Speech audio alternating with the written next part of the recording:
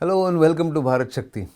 One of the least known aspects of President Vladimir Putin's ongoing two-day visit to India is a reciprocal logistics support agreement between Indian and Russian militaries. Signed very quietly earlier this year in February 2025 in Moscow. On India's behalf, it was the ambassador of India to Russia, Vinay Kumar, and a senior military leader in Russia who signed this agreement, which actually facilitates several things which has implications for the militaries. What does it do? The agreement is designed to streamline military logistics support, making joint operations between Indian and Russian forces and long distance missions more efficient and cost effective for both India and Russia. How does it work?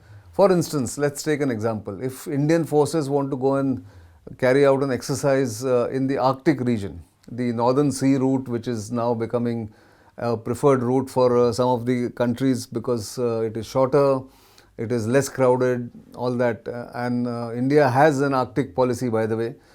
So if Indian forces or Indian ships or even Indian troops want to go and exercise there, or they want to get deployed along with the Russians for training, then India doesn't have to carry all the logistics, it doesn't need replenishments, it will all be provided by the Russian military or the Russian government.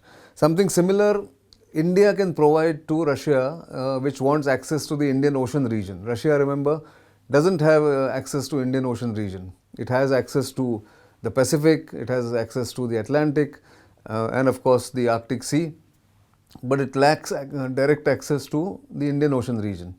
So India can provide that because India is, of course, the preeminent navy in the Indian Ocean region, resident navy, which is now growing by leaps and bounds.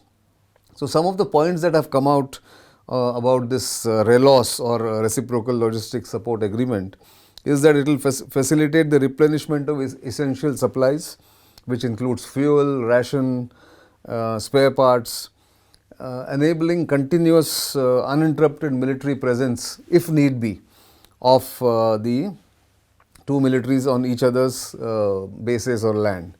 It provides berthing facilities for troops, warships and aircraft. It is applicable both during wartime and peacetime. Now that is an important distinction, that it's not about only peacetime, but suppose there is a war that Russia is fighting, which it is fighting against Ukraine right now and the others, who are supporting Ukraine. And if India is fighting a war, Russians can actually come in unhindered. There is an agreement. Now it doesn't need special permission. It will be applicable therefore during wartime and peace missions. It will enable smoother utilization of existing logistics networks of each other's countries. And also, of course, it lays down the limit to number of troops, ships and aircraft that can be deployed at any one point. But from what I have read from quoting that Duma deputy chairman of the International Affairs Committee, who actually stated what's going to happen. He says the military pact, and I quote, will allow 5 warships, 10 aircraft and 3,000 troops to be simultaneously stationed in the territory of the partner country for a period of 5 years, and if both parties agree, it can be extended for another 5 years, unquote, which gives a huge advantage to India, which needs access to Russia's Far East, Vladivostok and that area. Like I said, it can go for exploratory and scientific missions to Arctic. India, remember, has a mission in Antarctic, which is a civilian mission. But India can always send military mission to the Arctic, supported by Russia. Similarly, Russia can send support ships or troops for India in the Indian Ocean region or in the bases that India has. Now, this is unusual because India and Russia have never had this kind of agreement. Although one must say that this is almost akin to what India has done with the United States. For years together, India was hesitant to sign an agreement of any kind with the Americans, the Pentagon. But between 2016 and 2020, India signed 3 foundational agreements. And the most important of them is, of course, the LEMOA, as they call it, Logistic and Support Agreement for each other's facilities to be used. And it gives advantage. When ships go long distance to, say, the RIMPAC exercise in the Pacific, then they get fuel from the Americans, and which the account books are settled mutually by doing it in kind and not in cash.